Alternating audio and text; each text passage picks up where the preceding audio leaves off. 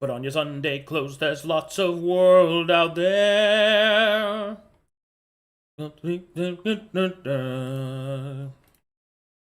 We're having fun until the evening air. Ba ba ba ba ba ba ba ba ba ba ba ba ba ba ba ba. Ba ba ba ba ba ba ba ba ba. The teens and buy cigars. I'm gonna go run the dark sermon soon. Baby, baby, beep, ba ba ba ba ba. Beep, ba beep, beep, ba ba beep, beep, beep, ba ba ba ba. Ba ba ba ba beep ba bo. Ba ba ba ba ba ba ba ba ba ba ba. And we won't come back until we've kissed a girl. There's no blue Monday in your Sunday, no blue Monday in your Sunday clothes. Beep bop beep bop bo.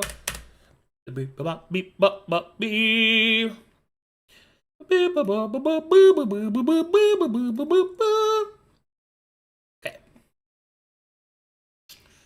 Did my announcements go out? Yes.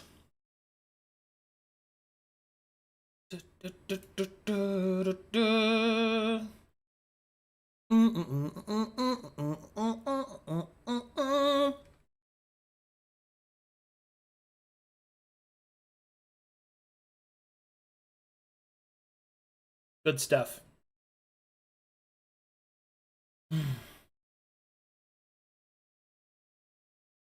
Okay. Enough. Now is the time to be serious. Okay, one more.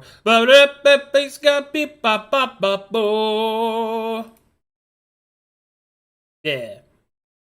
And then you hit him with the suddenly see more. Okay, no more. No more show tunes. It is time. It is time for the game. Who's that mysterious man? I guess we'll find out soon enough. Dragons, Greetings and salutations. Hello. Good morrow. Hello. And welcome to the next exciting episode of Dark Sermon Requiem. I am your Dinjun Mustiar, as they say in Portuguese. Arcadoodle Diango. What they say in Portuguese? Are you sure? I'm pretty sure that was flawless Portuguese. What do you think, Waymaker? Yeah. Oh, thank you, Waymaker, for your support. A+. This is a beautiful introduction. Pulls out gun. Oh. I'm gonna have to put him down. Anyway. I had so many good words for him, and now... And now it's all for nothing! Bom dia. Anyway. Bom dia. Bom dia. Bom dia. Bang.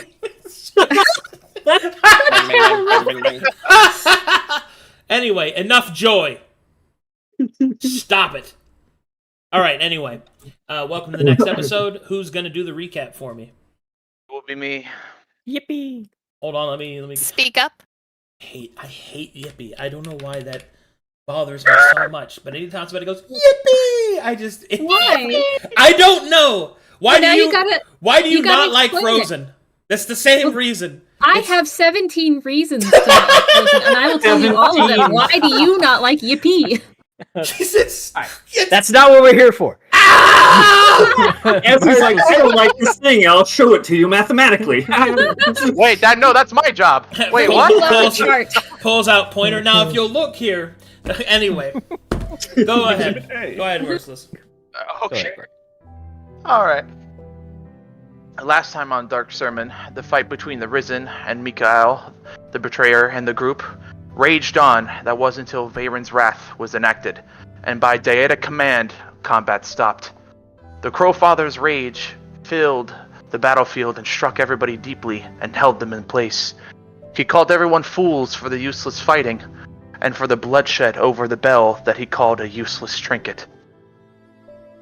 He then turned the bell into a rod to help the group in the demon waste. for their next chapter, and he yelled at Mikael for learning nothing of his teachings and betraying his friends, and leaned into the ways of violence again. Mikael was offered up as sacrifice as a deal between Alakenhai and himself to prove that hatred does not in fact roll within the Dark Sermon, and was spared by Ginny, when she realized killing Mikael was for nothing. When Varen disappeared and everything began to calm down, a feather fell down and revived Gideon after he died in the battlefield, to prevent Thorn from going into a rage-filled fighting for the rest of her life. Then when Cass woke up, filled with zealotous fury about killing Mikael and the rest and the group, Gideon tried to step in, but was rendered unconscious, and then was chastised and put into handcuffs and to a collar. Cass walked up to Mikael and told him he would hunt him for the rest of his days and he would no longer be trusted. When the orc looked around at his friends and realizing he failed both his friends and the Crowfather for his violence, he picked up the sword, slammed it to the earth, looked up, and walked away from violence and from Dark Sermon forever. But now a cape billows in the wind. Welcome to Dark Sermon. Heck yeah. Alright, Clap, clap, clap, clap, inspiration clap, for this guy over here. Alright, so let's go ahead and pick up things right where we left off. The party is gathering their supplies and themselves, I suppose, and continuing their journey towards the Pale City, where they will walk only a short distance before night befalls them, and their tired and ragged bodies require rest. So, under the direction of Torvin Sulk, they shall do so. Camping specifically in the... Let me go double check. The... Bone The barracks Mire. back at the estate. No, Yeah. the Bone Mire. No. The barracks back at the estate. Wow! Okay. One moment while I load you up a quick map. Bone Mire. Time for an... Oh, I get to use this. Oh, okay. Hold on. I have something... Sorry, I'm aping out over here. I have something very good, you don't special need for you guys. Ooh. Yeah. Yes. Let's see that production. I'm about to start Yes. producing value all over the place. Do you need to borrow Mythos' jar? No, I don't use jars, what? first of all. Where did that I don't know if come that's from? better. That's really weird. Anyway, Yes, I am. sorry, chat room. I don't know why everybody's putting off this weird vibe. Me There's some being vibes perfectly going on. reasonable. Hold on. I have... Oh, there was a map I had. God damn it. Where is it? Is it a Sharpie map, please? Yes. Oh, I love those. I want... Oh, okay, so, Arcadium, next time somebody goes to the dream, give them a napkin Sharpie map, because sometimes dreams are like that. yes. Yeah, but I can't draw anything. I will draw What's the you... point? I will draw you... my lord? I will make you a napkin Sharpie map. It'll be great. Yes. Okay, we're gonna do this one. I think this is close to what I wanted. Hold on, everyone. Stop. It's alright. Huddling. I got this. It's gonna be awesome. I'm holding on to the edge of my seat. It'll be Pushes her seats over. No. Ah! Falls into water. Aaron. My hair is ruined. Claims her throne. Her chair falls over. Farron continues to, like, squat there like it hasn't moved at all. She's just, like, hovering in the air. Either that or I'm still just gripping the chair, like the whole thing tips. I'm just sitting there holding onto the throne. Horizontally sitting at the edge of her Yes. seat. Yes. You'll find I'm far more stubborn than that, haha. Seat rolls down a cliff. She's attached the whole way. Hold on. As Unfazed. you wish. Hold on. It's happening. It's slowly coalescing. You look like shit. Do you like Oh no, I have name to your refresh. maps, or do you like organize them according to like groups or? Yeah. He does. You Well, just no, kinda- I was gonna use another map, but then I had like a notification today of one of the Patreons I'm subscribed to, and I was like, oh shit, I'll use that map. Ooh. And then I forgot to put it in here. Oh no!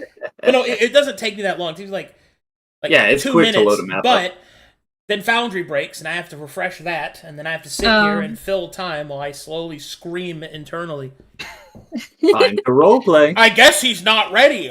What a prepared piece of shit he is. Man, I'll tell you this. I've been playing around with the Foundry.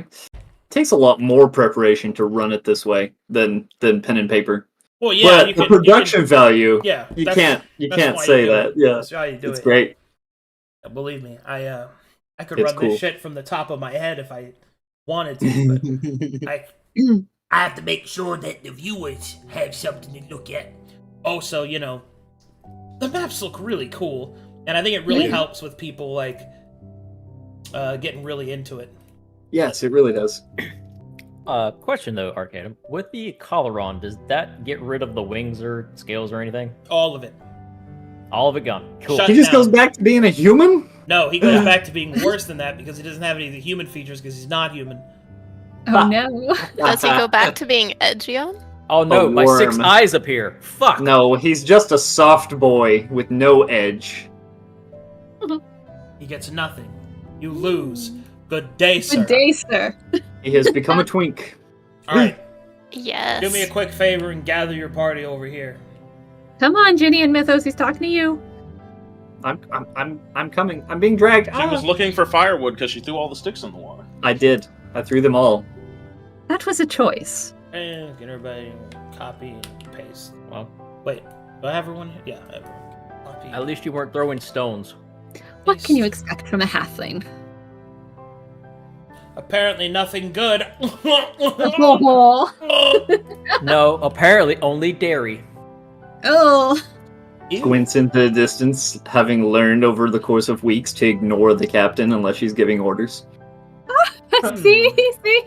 There's a little bit of racism on the air. Brings out the best in all of us. Truly. Little bit Well, of hatred. At least that's good. People won't think I'm a demon as I wear the collar. That's I'm knew gonna I was point you being out. Ward. That one with the collar, a demon. Don't touch him. Okay. demon in disguise. Did he? Don't be fooled. Of course, you would point him out. That's all you're good for.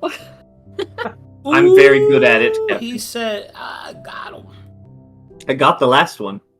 No, you let the last Scowls. one go. Okay. Yeah, you had the opportunity. Okay. No comment. Squints. Okay. Mm. And now. Captain, Yes. can I What is toss it? her? Perhaps. If she continues to fail us. Okay. I'm still second in command, right? You mumble this in your unconscious sleep. Yeah. Okay. Farron will not reply because he won't hear the answer anyway. All right. So. Fuck. Hold on. I just had another brilliant idea to make this look even better. Brilliant. I'm sorry. I really hope I want- can see it. I want it to look its best. Oh shit! If you can't see, I'm gonna be so sad. Well, I mean, do it. Let's see if it loads, and then I'll let you know. But I mean, Worst unless- case scenario, she just opens stream up on her phone. Unless I- the map is animated and has like dust storms, I'm sure you'll be fine. yeah, Mhm. like half of the maps work just good. You know, the trash map. The trash map with pelvis works just fine. Like I can see the running water. I can hear it at the Twilight map. It's perfect. But anything else? Anything bigger with like? It's just particles. Particles Yeah. are getting. You heard it here, Arcanum. All your maps are trash. Uh-huh. No, Good. no. Good.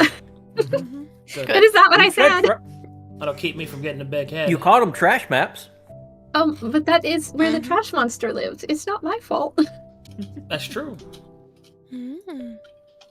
It is not a trash map. It is a trash map where the, trash monster lives. Not a trash map, hey.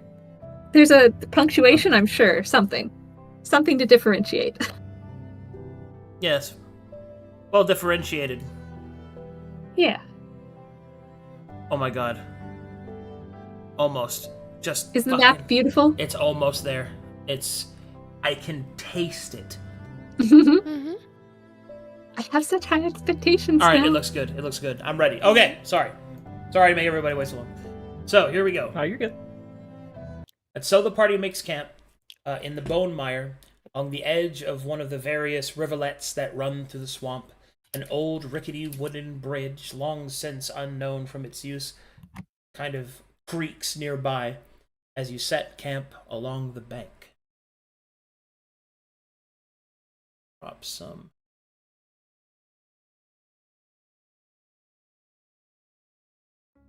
Let me know when you hear the music.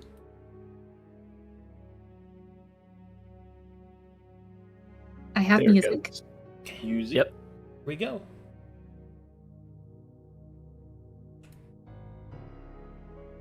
$99. 99. Hmm. Ooh, I can see it. Oh, how pretty. Men. Loaded. Ew. Oh, this is spooky. It's so pretty. Mm-hmm. Look at the little firefly Is death it? notes. Ray, is that you? Alright, and so the party starts to set camp. Donnie Ogerson goes out to get some firewood, while Cast and Torvin keep a close watch nearby. Torvin checks the manacles and the collar around Gideon, ensuring that they are tight and secure.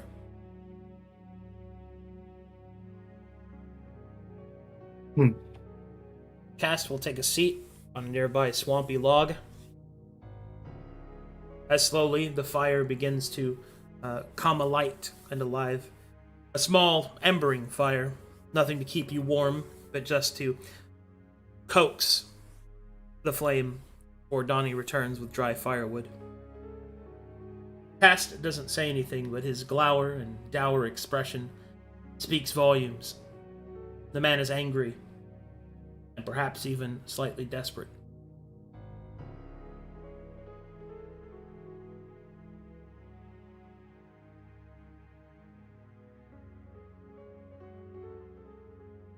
Ginny is going to thank Louis the Leg for his service and good work and dismiss him.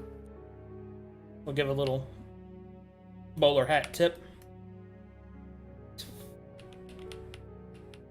And then, yeah.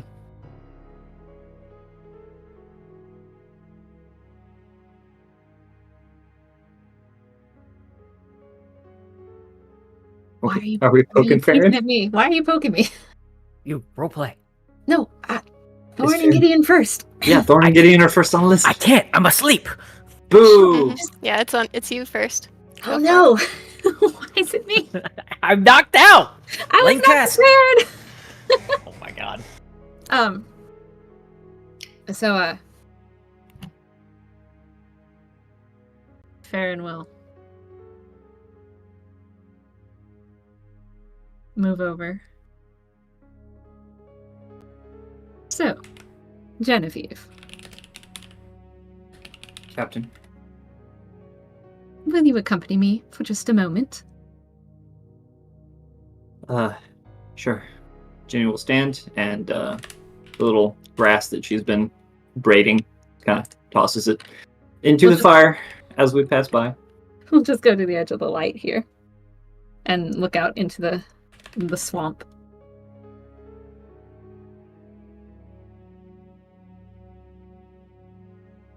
So, you had an interesting choice to make today. I'll cross my arms. Kind of look off into the swamp. Tell me, why did you fail Mytheria?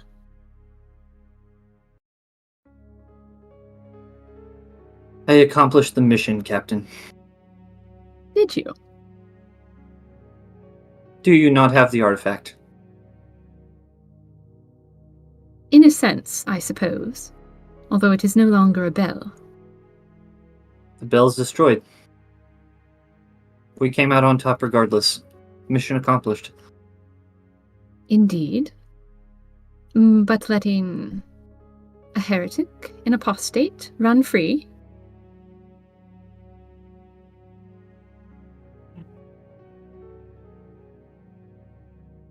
There was a foreign deity, ma'am.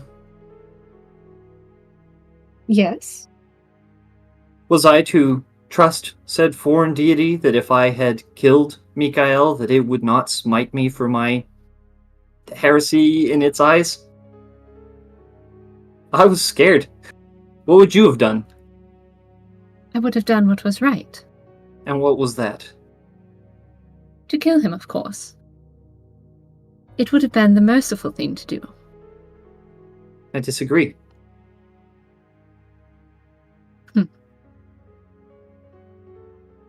And you are less of a soldier than I thought.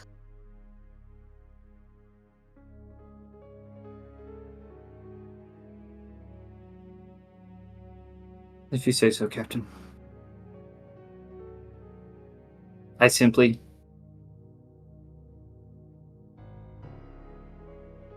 I didn't think he should be killed. So you have left him to a fate where, if he is found by any other party, he would, more than likely, be killed anyways, and perhaps in not so merciful a manner. You've left him to the wilds, and we all know that he has little training in surviving on his own. You think I should have killed a man who was defenseless? Held up to me, tied, immobile, unable to defend himself? I see where your training comes from, Captain, but I disagree. I believe in a more direct approach, and I believe in someone being able to defend themselves if they so deem fit. I'm not going to stab someone in the back. It's not the way I work. Would you light the pyre under their stake? Or would you expect them to fight you first?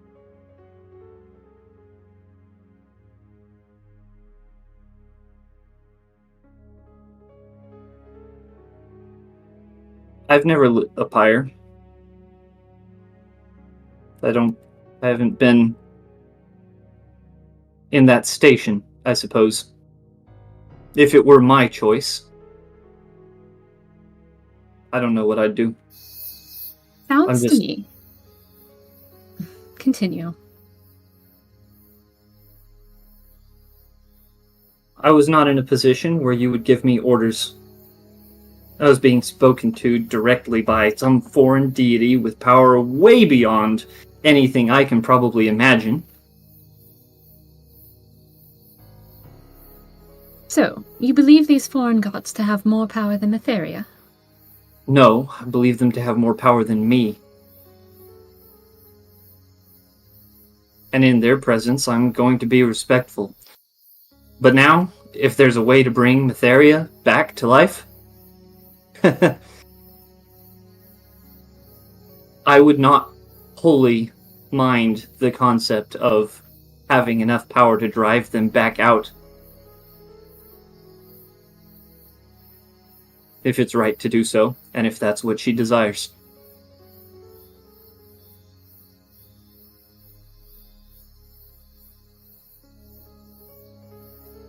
But as for me, in my moment, with the power at my disposal, and the tools in my hands, I chose to postpone until I have what I need to overcome.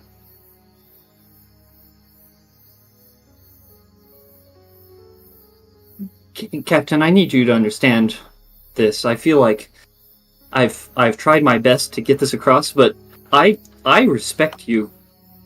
Do you? Yes, and you have my attention. Because you're clearly burdened. There are things that you have to do, and you wish you didn't have to. That's a positive thing. Power's heavy. Power makes you tired. Anybody who enjoys power is worthy of suspicion, and you don't enjoy it. It's given to you, and you have to work with it, but you don't want it. She I narrows her admire eyes. that.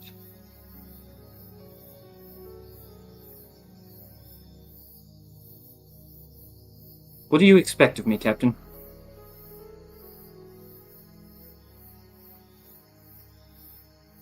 I expect you not to contradict yourself. How do you mean?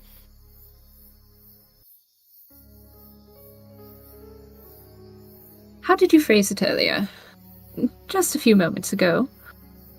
You said that you thought this foreign god would, I suppose, kill you because you failed their tests. It could, probably. Yes, but why?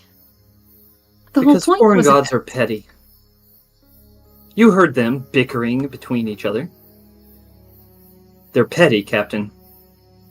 Yes, but They I can do not... change their minds on a whim. They will interrupt you in the middle of a thought. Just because you disagree with them. They will speak up. They will smite you down.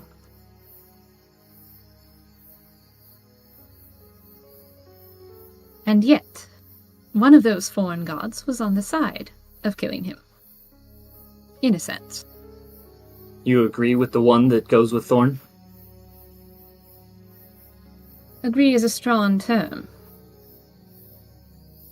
Well, But which is it? You can't ride the fence on this one. There are two No. sides. Which one do you side with? I would not call it nature. I would have called it duty.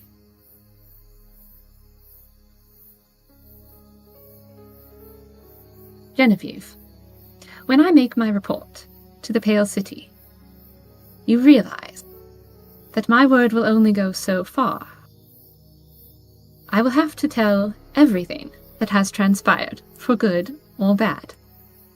And as a captain, and as part of the Inquisition, yes, we have a little more freedom and a little more weight behind my words. But me being who I am, it is more like a beast of burden. If you put too many packages, you will find that you've broken the beast's back, and you can go nowhere. The amount worried. that my voice can stand up for the team, cover, in essence, everyone's sins, you may find that the more you pile on me, the less I will be able to convince those that we have done anything right. That we have succeeded in our quest. Captain, I realize you come from the Eye faction. My father is a sword. And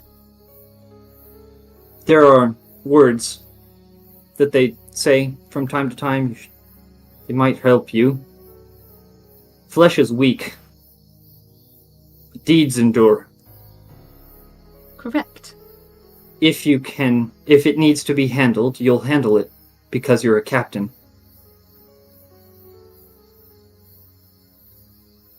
I know you're worried.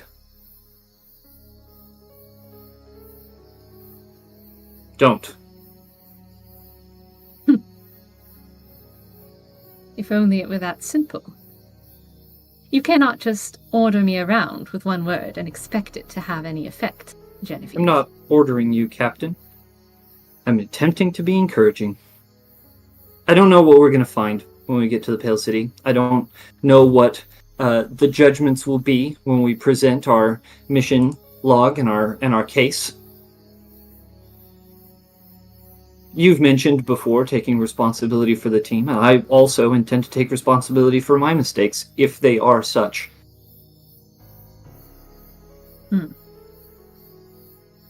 Well, I suppose that's more generous than I could have expected from you. Etheria protects, Captain. She does. But Genevieve, a final word of warning. And at this, Farron will lower her voice. Don't feel that you can trust anyone in the Pale City, your family included.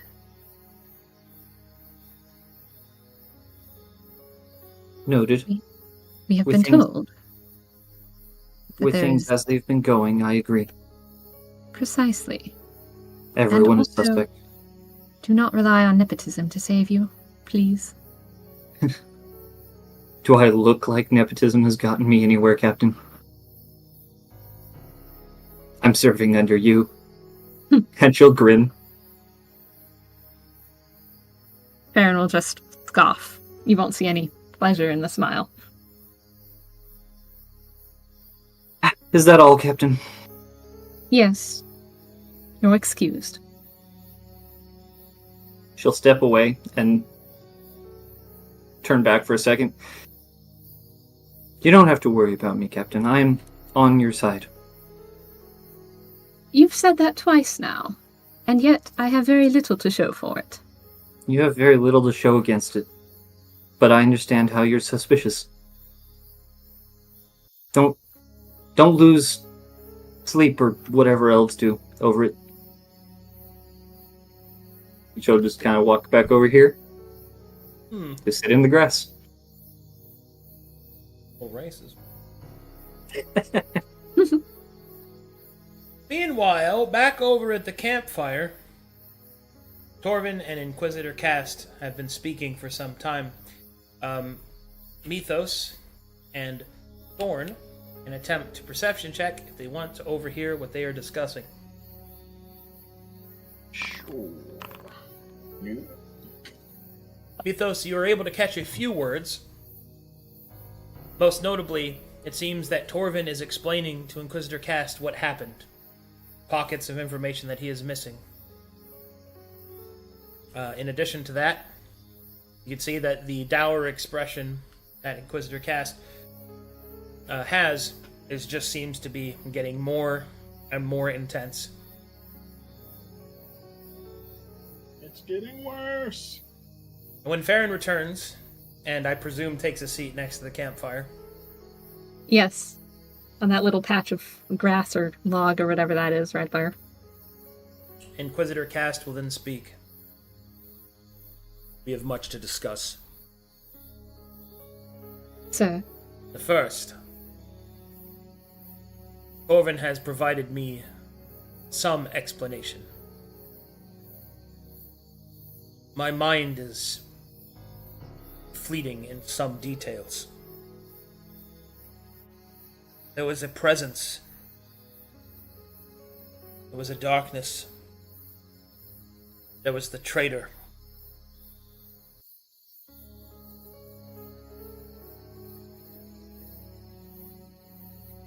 What happened? I want to hear it from your lips. Which time, sir? Specifically just earlier today? Or a few days ago? Torvin will look over to Inquisitor Cast. What do you mean? Has this happened before? Unfortunately, yes. Alright, you will see that the Inquisitor's eyes appear somewhat glazed over, as do Torvin. Presence of whatever is inside of Thorn has definitely done its work. Make me an insight check, please. Okay. You have advantage due to... You have the ability to sense mana, right? You chose that subclass? I can sense exposure, yes. Okay, then you have advantage. Is that the same thing? Yeah.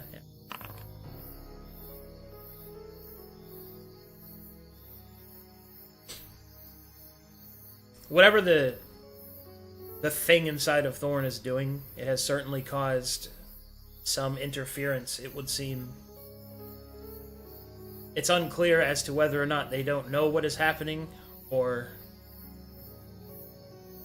there is a great fear behind what you might say. It isn't quite clear.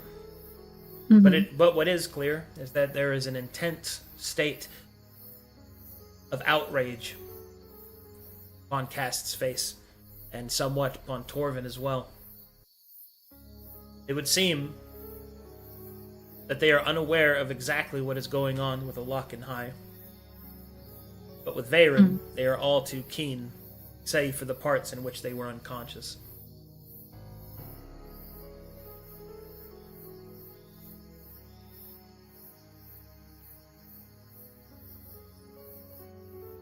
Yes, well, these foreign deities have presented themselves several times, and I have been helpless to stand against them. They have affected your minds as well as the entirety of the teams, and some of what they have shown us has been, in fact, difficult to process. I would not be surprised if it causes too much pain to remember at this moment. So, I will enlighten you as to what happened earlier today, because I think that is the lesser of the instances. Torvin and Cass will exchange glances when you tell them that their minds have been affected, but Cass will nod for you to continue.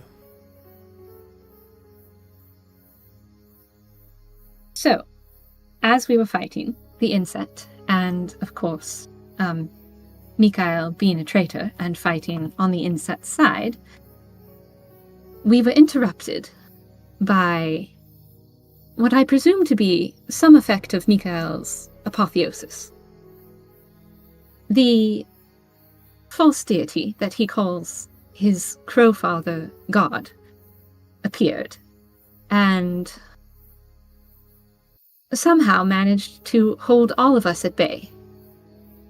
In essence, he stopped the fight, cajoled us all for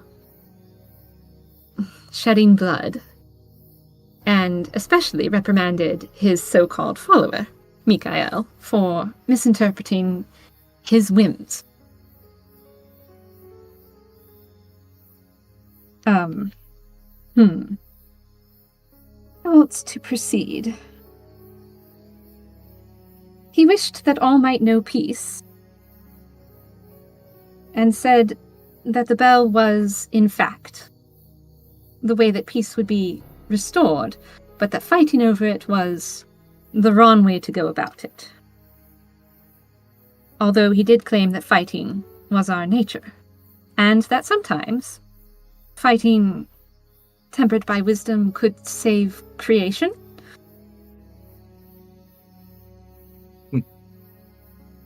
Either way, Cass will scoff. Continue. Yes, quite. He chose to reforge the bell by destroying it and creating an artifact of his own choosing, which he said would help us retrieve Mytheria. He gave it to me, as long as I made the promise not to raise my hand again against Arisen. In the grand scheme of things, I agreed, because I believe that serving Mytheria is more important than the potential outcome of one fight. As for Mikhail, the two deities bickered back and forth as to what the appropriate response was. And despite me being captain, for some reason the choice was given to Genevieve as to why or how he should be dealt with. And she chose to let him go free, much to my chagrin. Cass will turn and look at Jenny, and then we'll look back towards Aaron. Atreus was told, that is, the insect, he was told to seek the Carnelian Circle, although I have no idea what that is, or where it might be, or what purpose it serves. And finally, there was advice offered. I have no reason to doubt this advice, since it has been corroborated by others. The Pale City is in a state of turmoil. From what I understand, the infection that has struck Darklake has also traveled far and wide across the continent, and is affecting the Pale City, causing an upheaval in the chain of command, and widespread destruction. In order to put a stop to it, we are to find one individual who has not been corrupted, someone by the name of Captain Carter, and we are to go to the Demon Waste.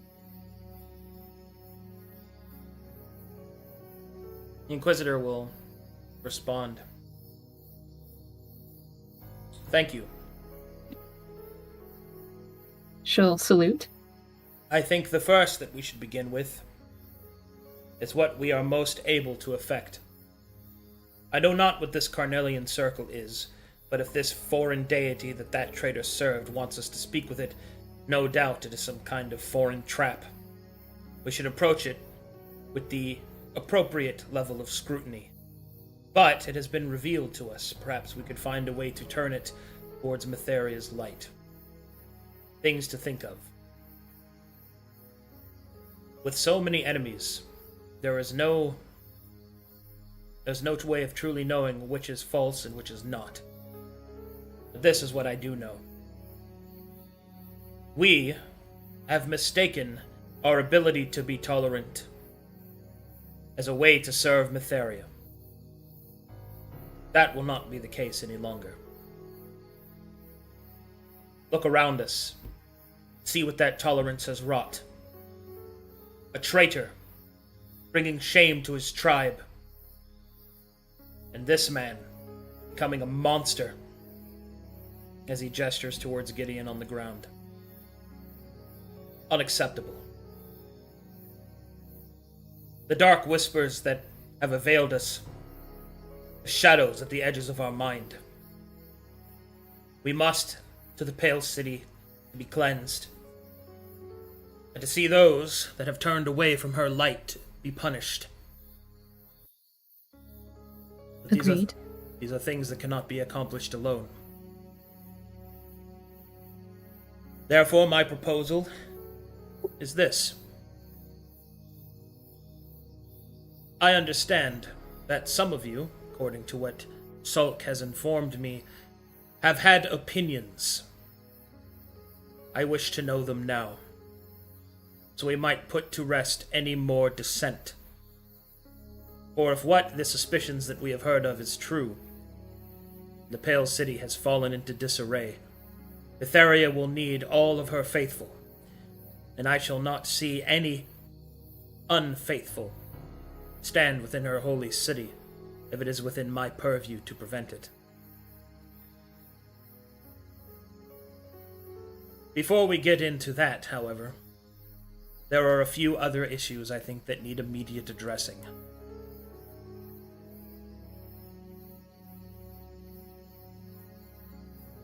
First,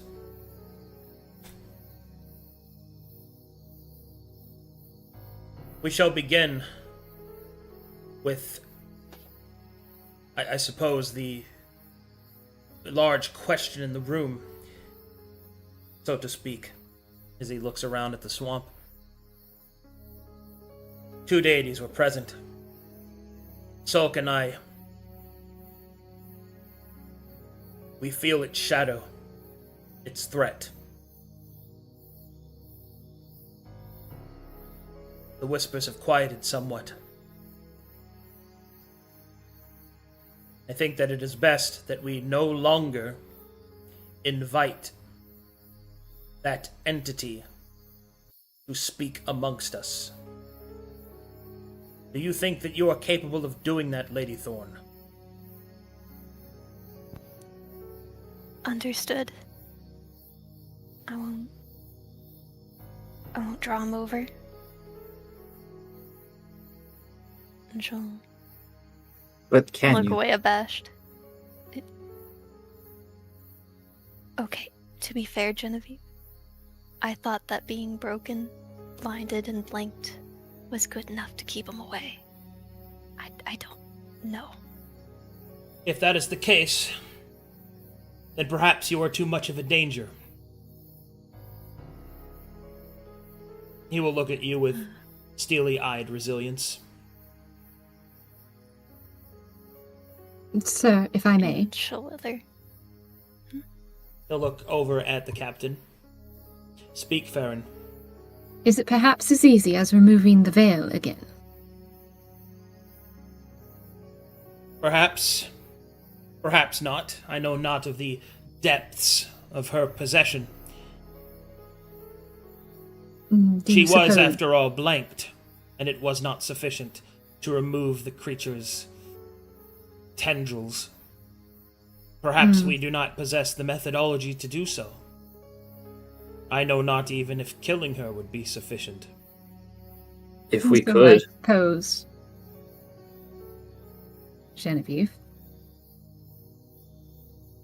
Cast a look at Farron, awaiting her response.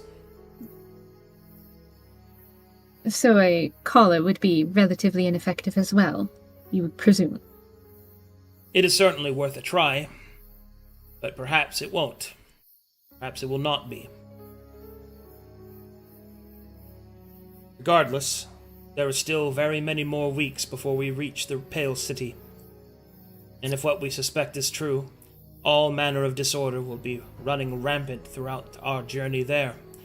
Not to mention that we will have to travel through enemy territory. We will be beset on all sides by those that wish us ill.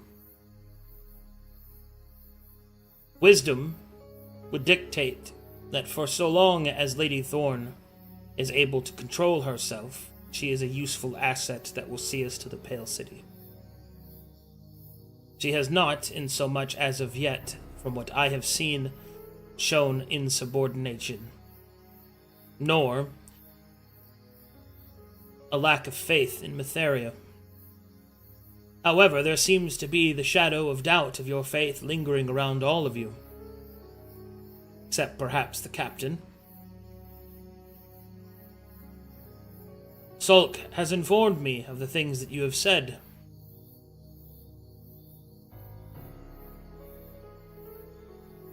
Such as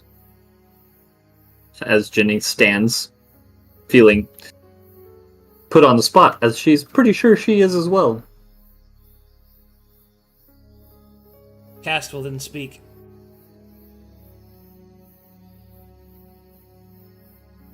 It has been confirmed that you allowed the traitor to live when you had the chance to kill him. Why?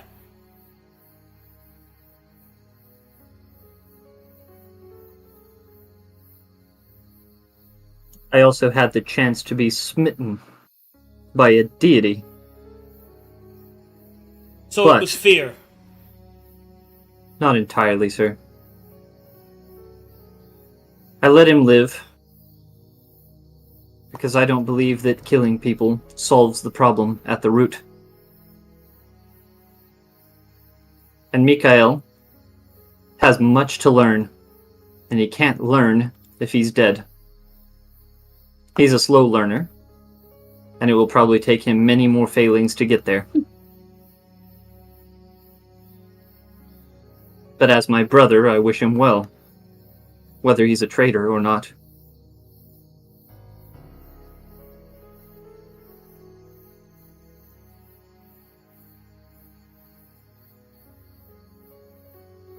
Cast will shake his head. Fear and weakness. Fear and weakness. That is what you have exhibited. You did not wish to kill him so he could learn. He was a traitor. He was given more opportunity than most. Chosen by the Pale City, lifted up amongst the peasants around him. There are those that would do terrible things just for the chance to be in Her Lady's light.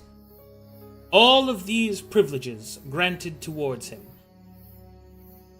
and to throw them away. And when it was time to face punishment, you spared him based off of your own feelings. To snuff him out would have been a waste. Such as you said, he's been elevated. He would not have the chance to serve Matheria in any capacity if he was dead. And you believe that he is going to serve her now?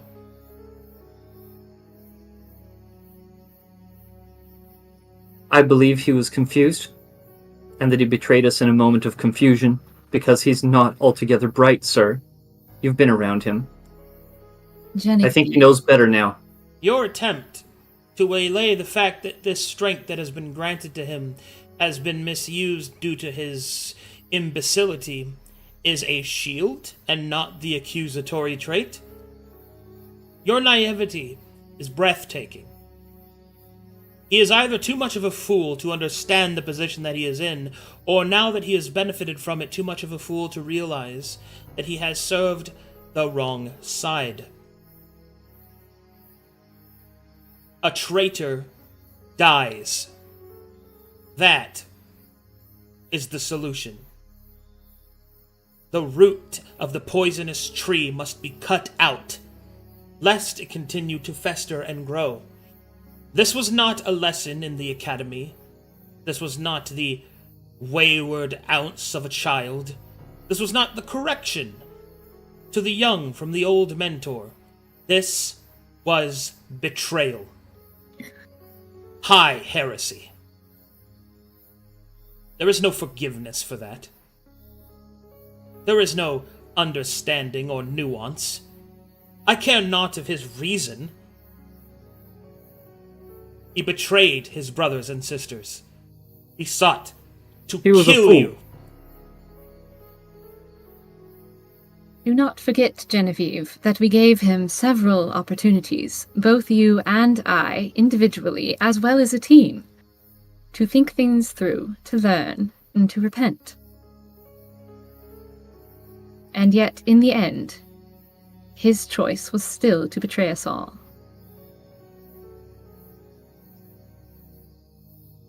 Perhaps I made a mistake.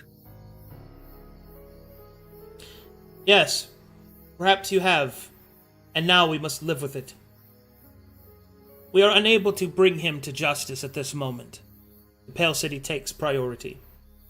The reason that I bring this up is because I need to know that I can trust you to act in Matheria's interest, and more importantly, to do as you are told. She will ball up her fists and salute. Good. Perhaps there may yet be redemption for a lantern bridge. And now we must discuss this one. Looks down at Mythos. Yes, sir. You threw away your badge, I have been told. Is this true? Yes, I did in an attempt to open a position for parley, and was shortly after I was scolded for it and given information that I was lacking. A ploy, you then. Is that what you are saying? Yes, but it was an earnest one. I did seek to speak with these Risen to try and find a way to the bell peaceably. And even Miss Farron, towards the end of the escapade that happened with that foreign deity, mentioned she had intended that as well to some degree. Until he looks around to see if Donnie's around. There was instance of interrogation happening. But not by giving up my position, Mythos. Correct, and I did it. And I acknowledge that mistake. I made a rash course of action because I thought it would open up a position for us to have a conversation, whether one was needed or not. We didn't use it, and now we are here. And for some degree, we have accomplished our goal, but for others, we haven't. Have retrieved whatever this artifact is, but it is not the bell we were tasked with. Whether or not it carries the same capabilities or capacities, I do not know. But here we are now.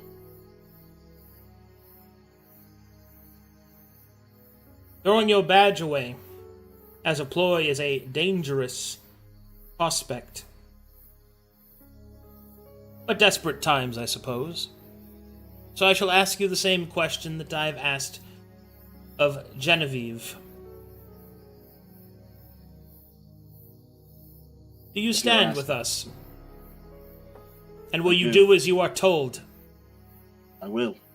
As I told Miss Farron when, after my initial folly. Captain Farron. Captain Farron, after my initial folly. We agreed that we would go for the bell. Once we acquired it, we would head towards the city. And beyond there, we would go and take care of the issue in the demon wastes. I told her I would follow her command, and I have done as such since that point. Farron narrows her eyes at you. He doesn't falter.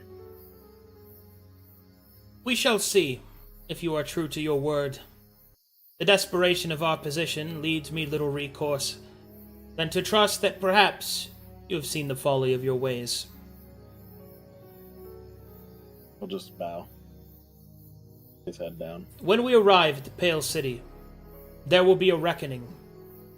There will be judgments. Punishments will be given out. Dependent upon how the two of you perform and act, will be what review I give at your soon-to-be trial.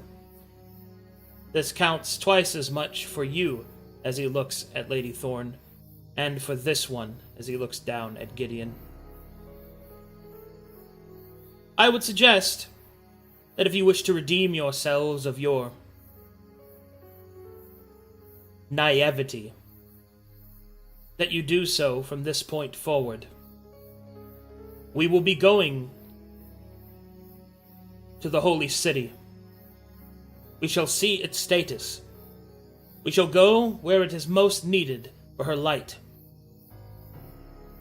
We shall tell them of what we have learned, of Metheria's position.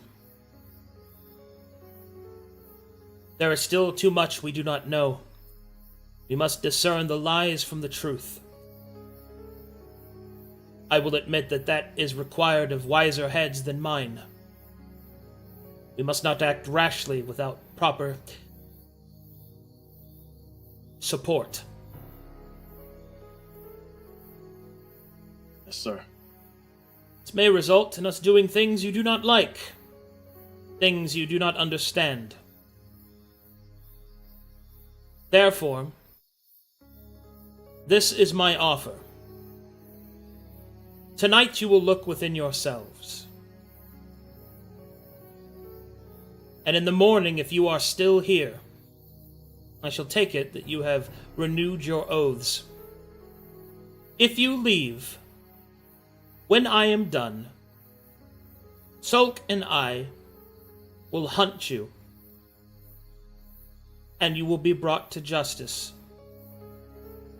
But perhaps it is worth a few extra weeks of your life. Now, the next order of business. This artifact. Farron. Sir, Present it, please. she will hold it out so that he can see it.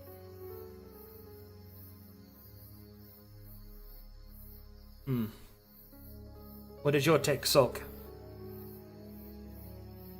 My Inquisitor, it is, certainly bears the mark of Metheria upon it. It seems to have her holiness. It is reshaped by a foreign hand. It is risky to trust it. Reshaped by a foreign hand, corrupted, but perhaps not insalvageable. I would hate to see it destroyed or abandoned if there was even a chance of her light being recovered.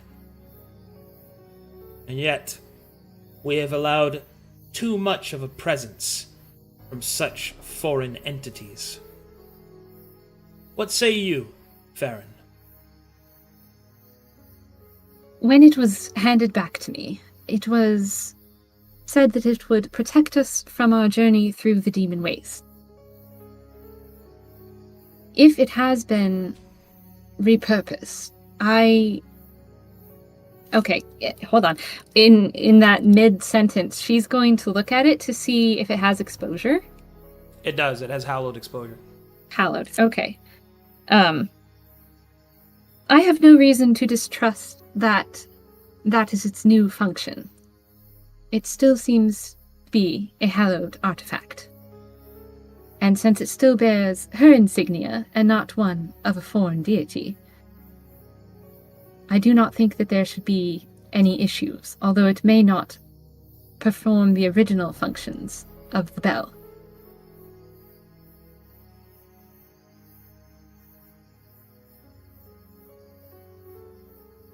Cass will absorb these words.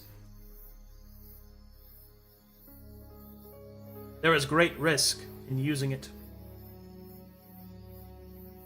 Perhaps it is a worthy risk to present it to our superiors.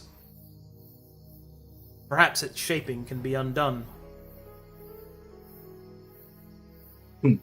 Perhaps. Although, if it is unraveled and reforged yet again, it may make the next leg of our journey after the Pale City all the harder. I trust the wisdom of the Church and the glorious light of Mytheria over some foreign, pus-filled crow.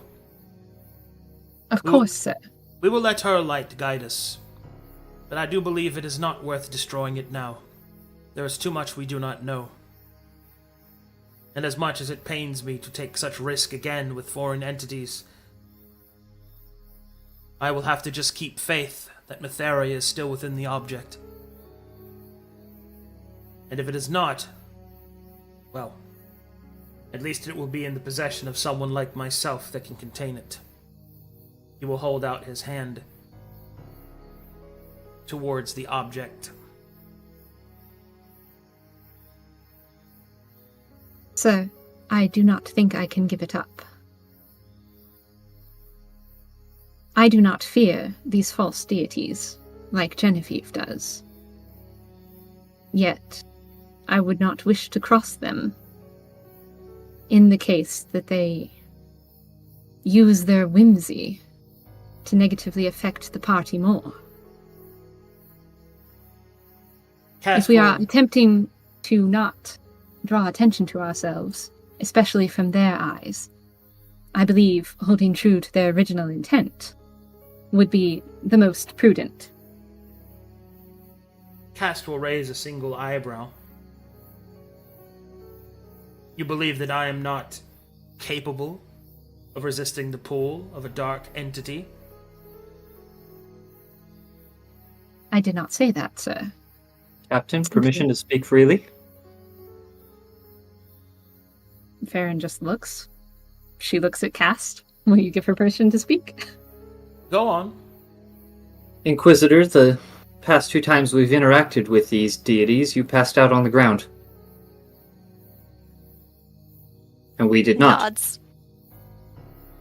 You know what? Give me a,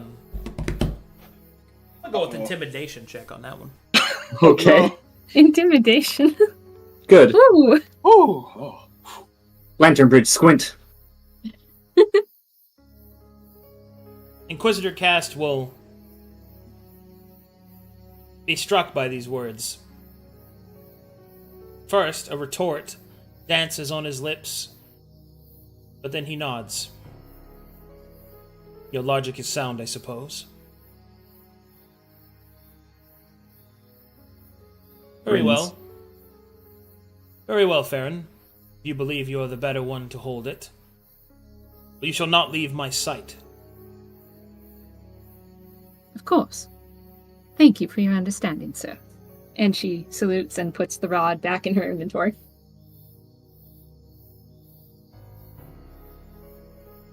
The next we must discuss is this one. Gesturing down towards Gideon.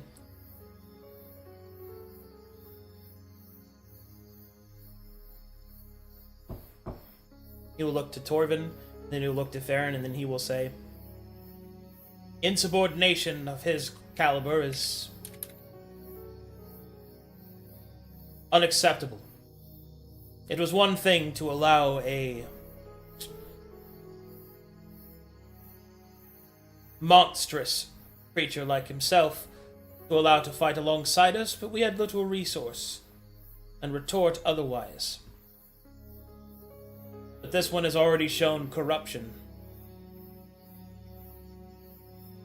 Already, the fringes of proper civility fray from his transformation. I believe it is best that he remain collared and manacled despite his potency in combat. When we arrive at the Pale City, he shall be given Betharia's grace.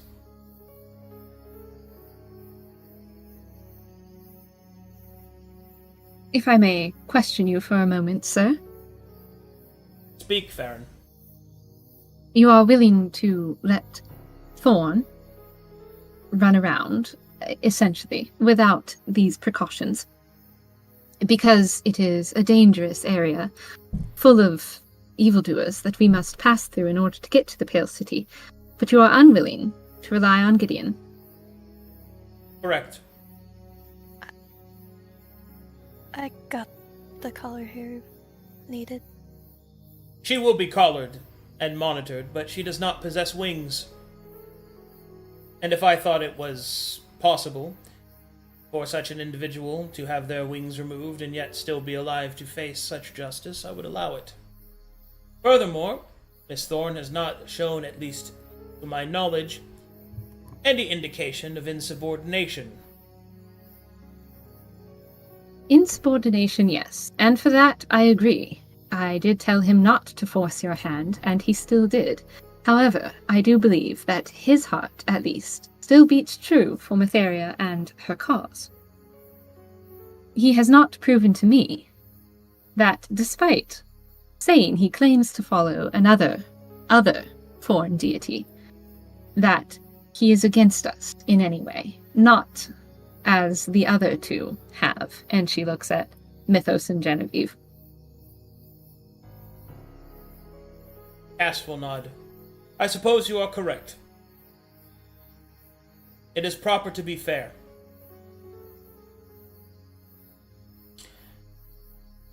Very well then. We will manacle Thorn as well. She'll treat them both as the prisoners they are. It will make our journey more difficult. But there is more justice in this. That's true.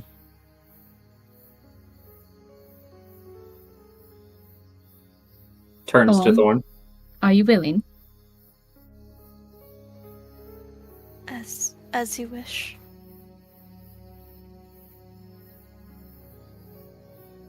I suppose there is another way, as Torvin leans in and whispers in his ear.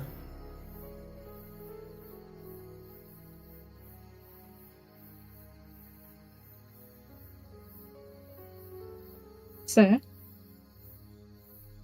It looks as if Cast is thinking.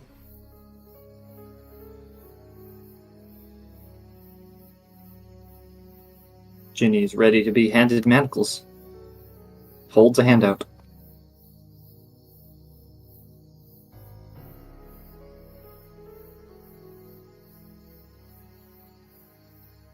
It will take a long time before he responds.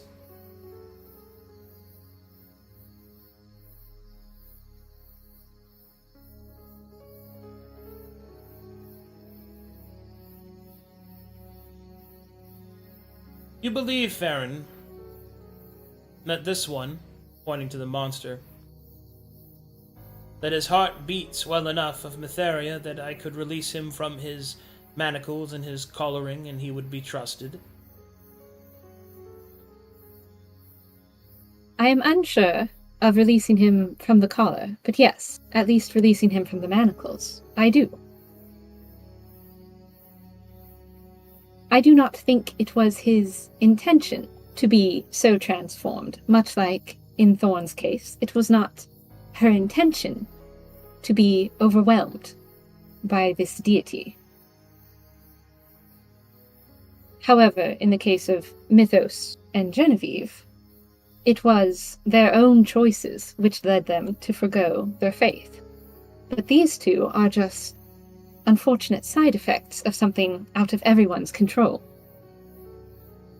They pair Mytheria and their foreign deities in the same sentences, Captain. It's way worse. Alright, both of you make me a persuasion check. Both Jenny and Farron. Whoops, that's the wrong button. Hang on. Persuasion. Yep. Ah, there it is. Oh my god. 7? Mine's not much better. Oh. Cass will nod and will say, I am afraid that I must agree more with Genevieve in this regard. It is back the very point that they have no cognizant will. It has been taken from them, as you've said, to varying degrees. Thorn has seemed more resistant to it, but you are correct. It is unfair to treat one so harshly and not the other. Nods. Our journey will be more difficult, but they will both face Her Lady's justice. They will stand in the light, and if they are worthy, they shall be forgiven. And if they are not, well, then they shall face redemption. Nods. Are you trying to, like, raise your hand or Yes, sir. something, Ruby? Yeah. Okay, go ahead. What's up?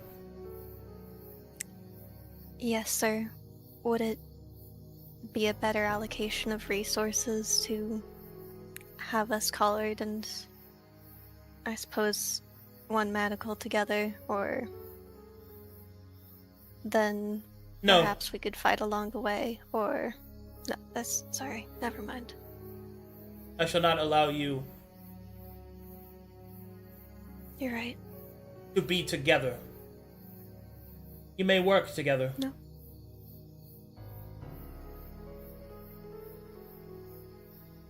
What do you mean, Inquisitor? Cass will raise an eyebrow. And will look at If they're Gideon manacled. and look at Thorn and look at Gideon and look back to you. If they're manacled, how are they going to be working at all?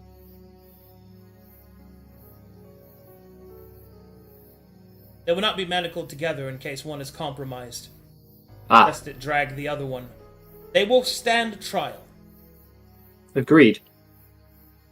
That is what they will do.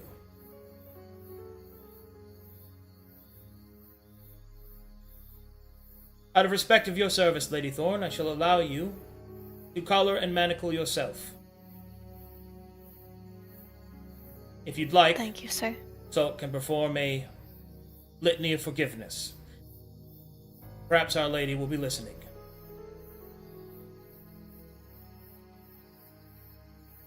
We'll look and see how Torvin feels about that. Torvin's a professional, he'll do it, because he was asked to. Yes, sir. All right. We'll pull the hair all the way out of the way this time so it doesn't catch. Maybe get some of Jenny's help with the manacles to get them I to will. snap on properly. Professionally snap them on and look you straight in the eye. Say, you have don't like- you dare run. Silver. Mm-hmm. Very well. Sulk. Sulk will then slowly whisper in a soft, almost melodic voice, asking, begging for Mytheria's forgiveness over this wayward soul. It lasts approximately 5 minutes, and then Sulk shall end the prayer, and then we'll nod and go to rejoin Cass.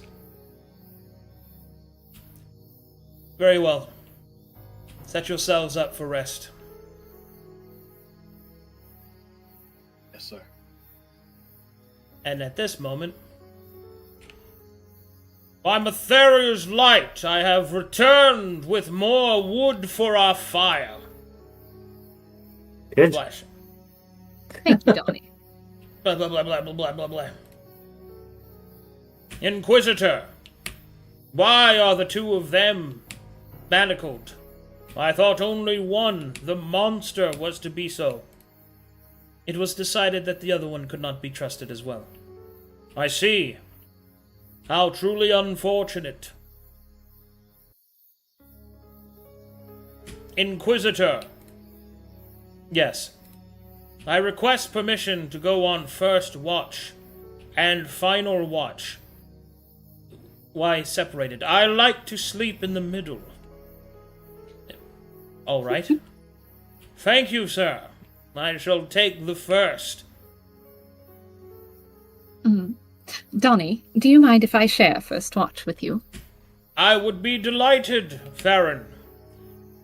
I find your purity to Metheria's light to be most inviting. Come, let us enter the night together, and perhaps we will swap our escapades of her light. You can also witness my moon dance.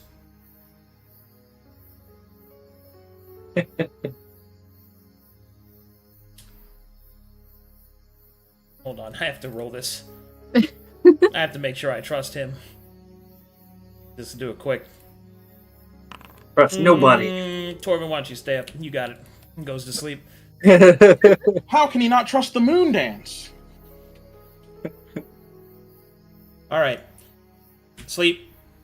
Obviously sleep. You going to sleep? Yeah? Yeah. Okay. What about you?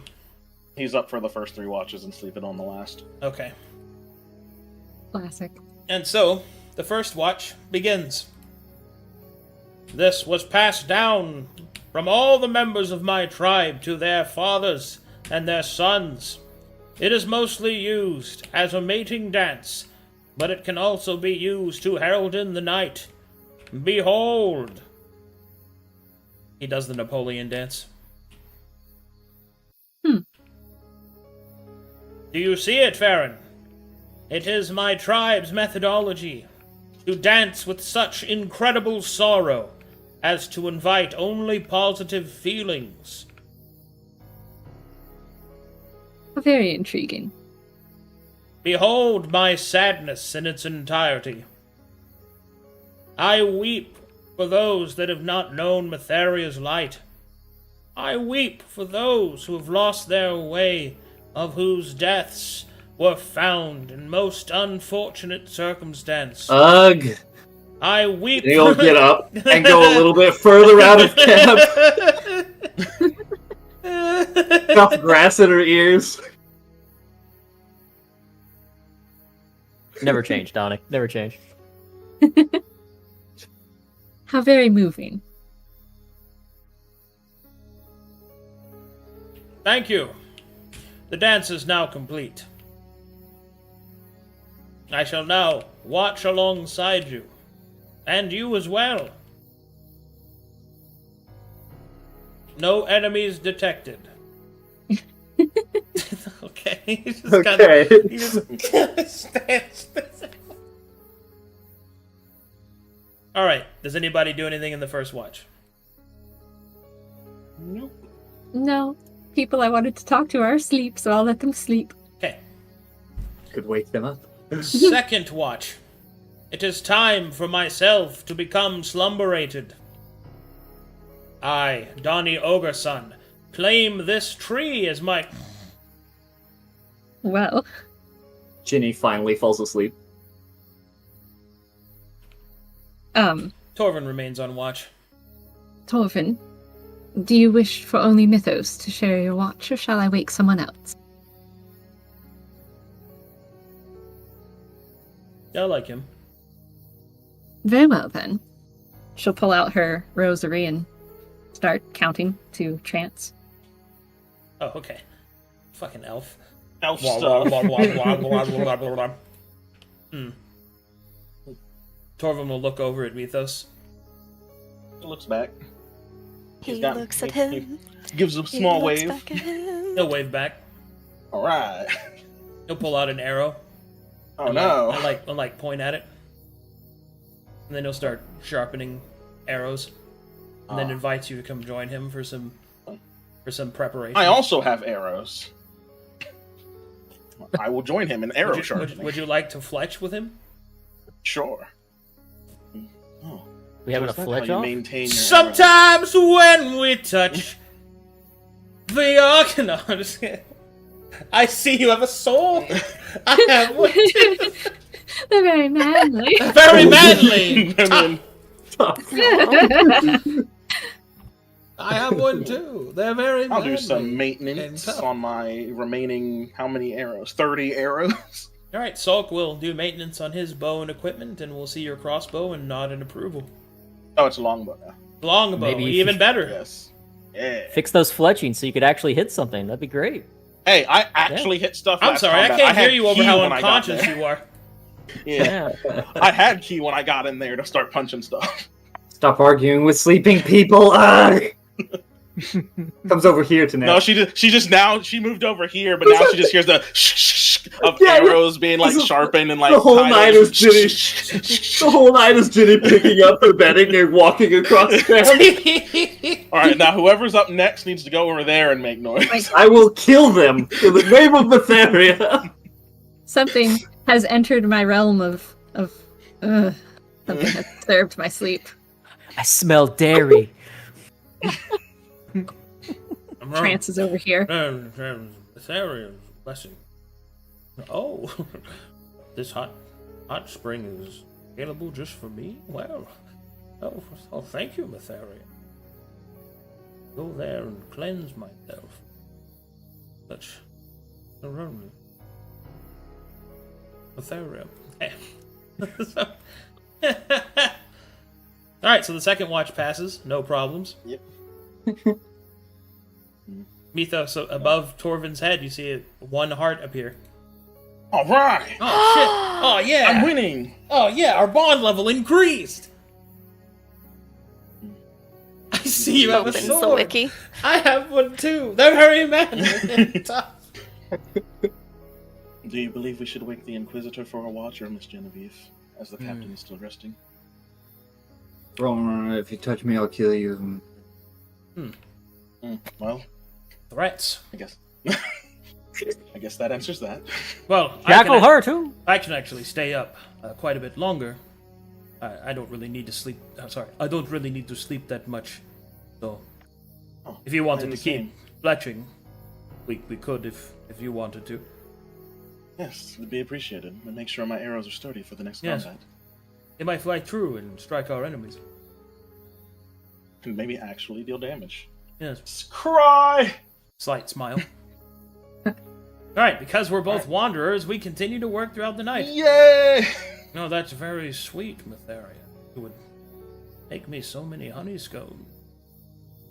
Molasses cookies, my word. I've only just recently discovered that. A B minus. What is this? What is the meaning of this? A B minus. Oh my god. No, she failed the test. Anyway, all right. On the final watch, Torvin will wake up Inquisitor Cast. I will get Mr. Donnie. He will. Down. Nudge Oh. him for a final watch. Oh yes, good. I shall now face the rising sun. Huh! Thank you, Mr. Donnie. I shall now do my sun greeting dance. I'm tiny! I'll fix this again. I shall Yeah. now do the dance of greeting. We need to get those resized. How loud is his dance of greeting, Arcadum?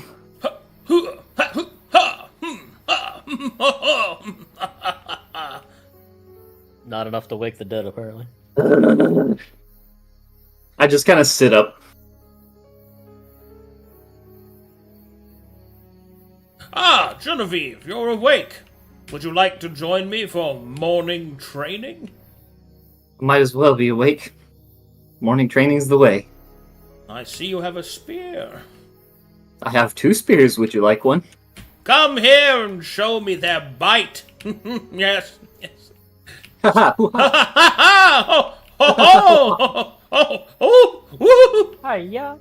Hiya! Good. Oh, whoops! You Sorry, I corrected accidentally him. did that. Here, let me snuggle you back in there. Okay. Yeah, accidentally, I'm sure. Look, I can walk over there as the Inquisitor and kick you two apart. All right. Thankfully, he hasn't noticed. Okay, he kind of noticed. That's going to be a problem. But anyway. And so the night fades. Gotta leave room for Matheria. Yeah, leave room for Matheria. Matheria's not a prude. Well, actually. Anyway. Everyone receives a long rest. Hooray!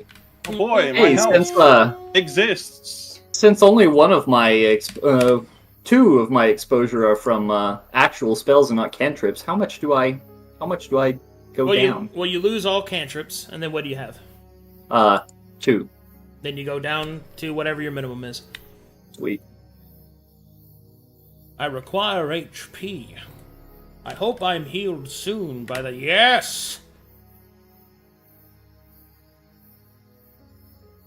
Oh, what a delightful night that was. So very refreshing. Gross. God, my head. You can't speak. Your mouth is covered. Oh boy. So... Head pets. I'm eating a regular ration for breakfast. Nothing fancy. We should go. Yes. All right. Eat my food. Eat your rations. Eat your rations. Nom nom nom. You, listen and listen well. You are hereby a prisoner of Betharia's grace. You are alive because I see that it is better that you hold trial. Dependent on how you act from this point forward, will deem how I shall speak on your behalf. Do you understand? He will graciously nod his head. Good. Corvin will tie Gideon to Thorn, and then the rope will be given to him, and then he will make a knot that he can quickly undo it if there's danger and trouble. Corvin will bring up the rear. As will go out front. Formation, please. Oh, And am I marking a ration down for Gideon and Farron as well again? Yes, please. Okay. This Right. formation. This is called the helicopter. Yes. Oh, wait. Say the drone. I don't know what a helicopter. Helicopter, helicopter. Why do they call it that? Yeah. Okay, there we go. Time to travel. Whoa. Time to look at that world map. We haven't seen it forever. It's like world map. Time to leave the beautiful swamp behind. Isn't it awesome? Yes, Doesn't let's that map travel. look great? It's It was so pretty pretty. Yeah. Thank you very much. Mhm. Do we get to cross the bridge? Yeah. Crossing the bridge is for good boys, Gideon. I am the best boy. Negative. Yeah. I have never disobeyed an order. That doesn't change what you are. That's Fair enough, crazy. you would. Anyway. Go ahead, think of an order I've disobeyed. I'll wait.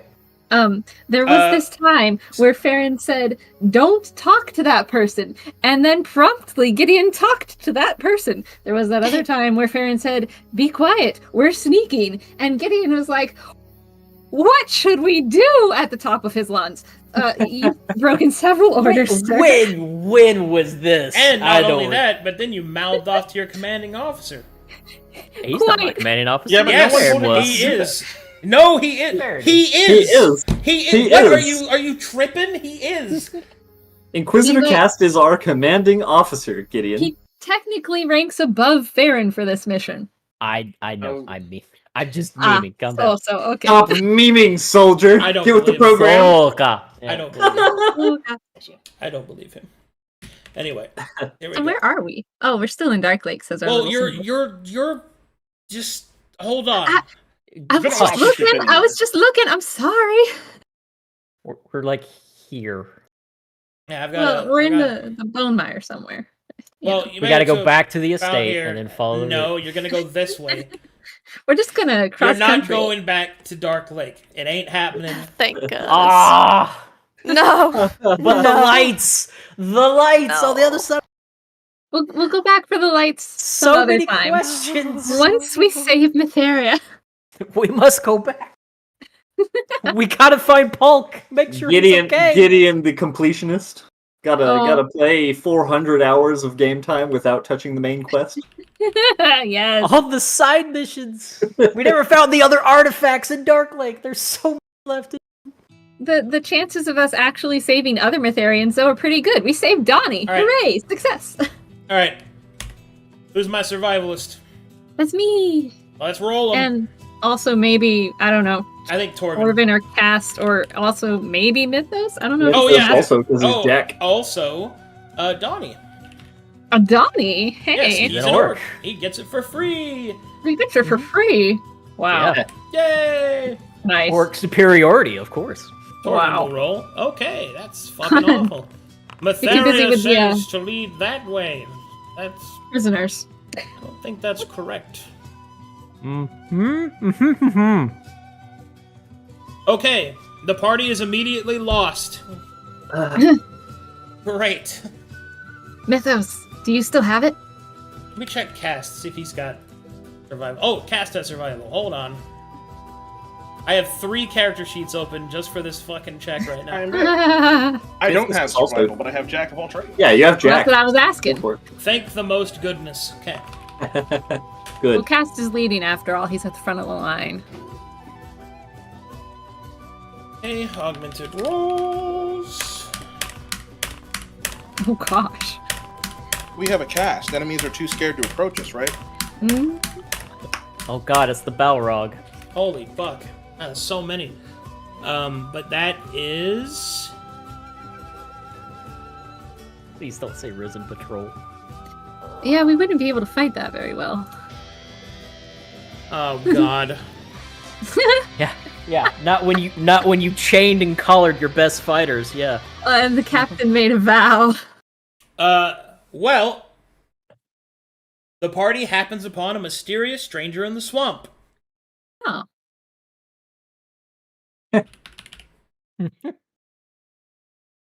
I wonder who it could be. Is my heart rate about to spike? It's the golden toad. You see a friendly-looking individual with a gold tooth and a leaf on his head.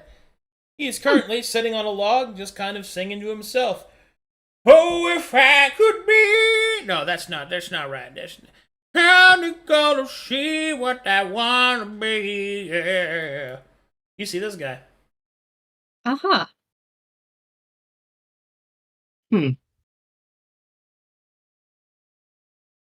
Strange people in the swamplands.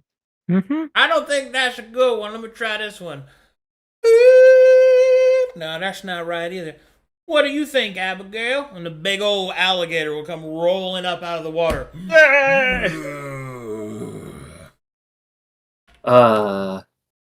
And you guys will Oh. see this. So cute. So chubby. I love Abigail. Nice. And then suddenly, the man will turn around and notice you're standing behind him. Oh!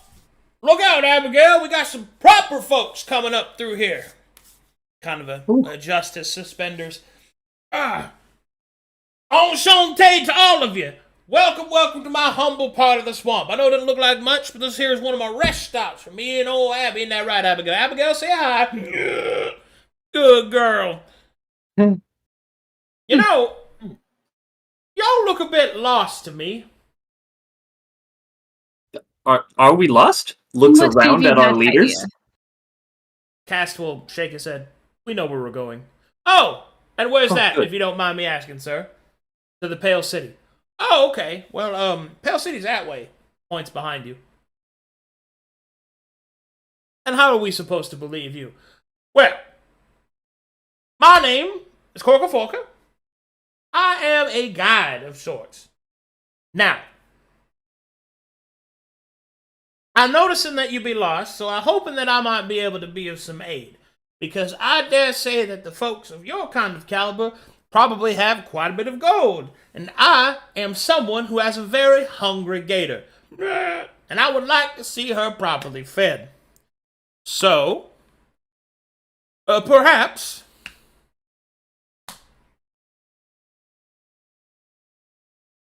we might be able to make an arrangement. Baron, this man is completely honest. And kind of gross. So, the Pale City is actually the other direction? Yes, you're in the wrong direction. Oh. She nudges Cast and says, "Well, a guide. How very interesting. Certainly you don't get much business out here." And as she's saying that, Thieves can't. He's telling the truth. We are going in the wrong direction.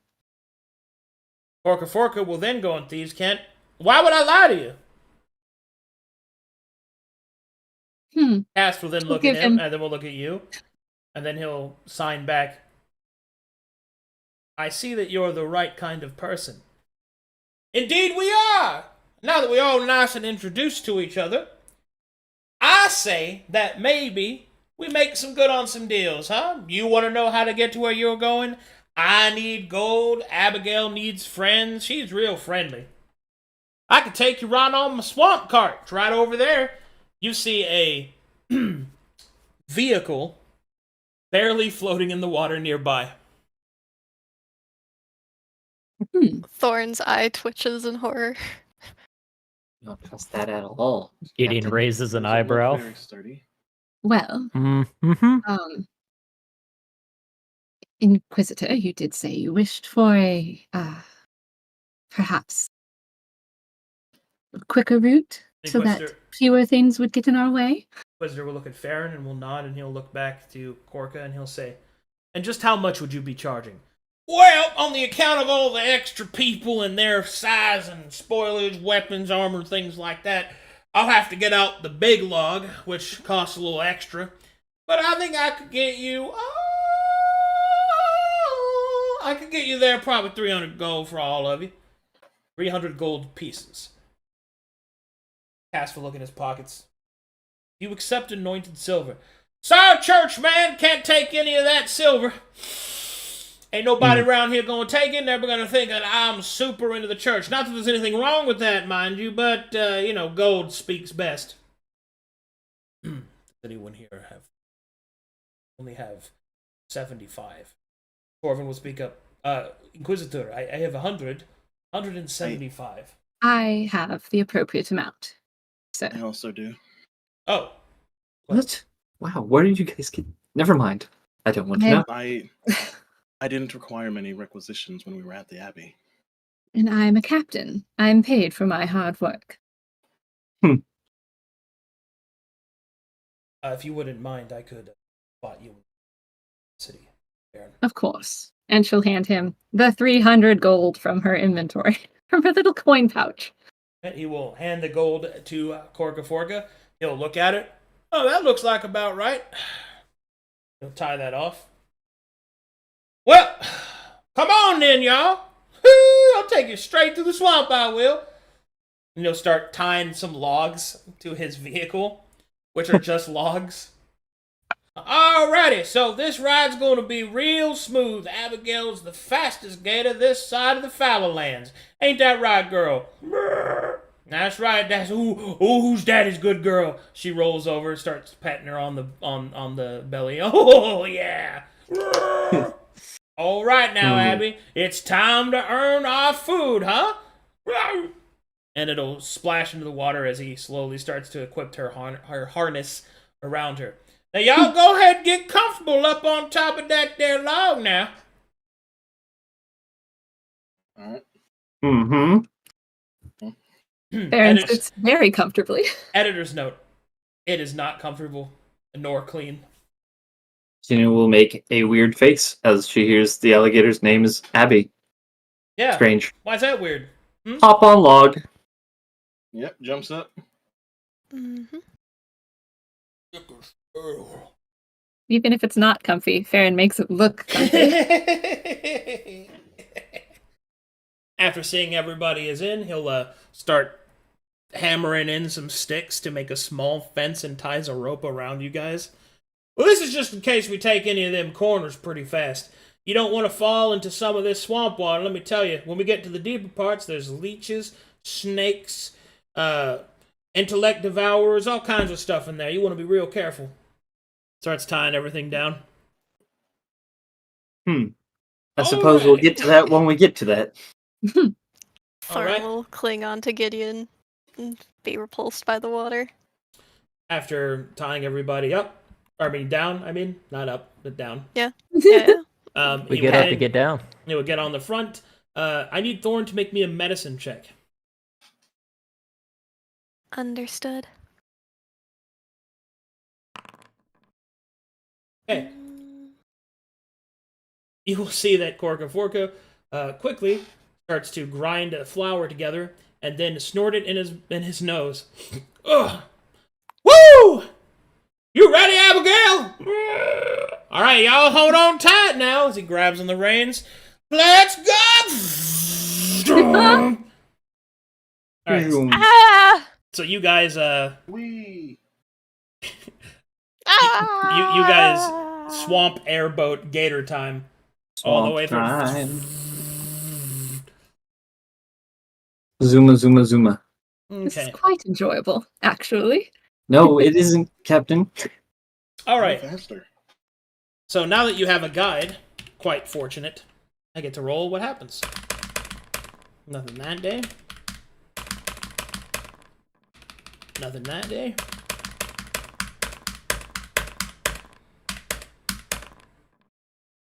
Oh, God. All right, so 2 days pass by. Sleeping on the bayou is pretty hot, humid. There's bugs everywhere. It's a lot. On the third day, you could see that he pulls up to a small gathering of other swamp folk, and you can see that they are kind of blowing together a cooking fire. There's warm and delicious, actually, smells in the air, and he goes, looks like somebody's having a cook-up. Y'all want to stop in for a spell? Real cheap food, real good, too. Jenny's mouth will water. It's been a while since real food. Don't you worry, we'll get you nice and filled up. He'll start pulling over, even though Cast will say, well, we are in a hurry, but I am quite hungry. And trail rations are... Captain? Shh. Two so far, Reedy. Thank you. Okay.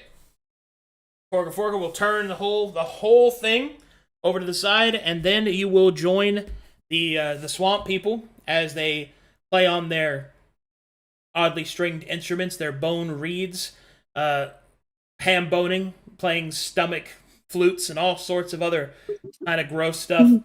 And you will have some swamp gumbo. It is delicious. During this whole thing, Ginny is resisting with every bone in her body the urge to step up and tell a story. She ain't gonna do it. She ain't gonna do it this time. She's trying to be a good soldier. Is my gag removed to eat? Yes. But we're holding it to put it right back on. Oh, gee.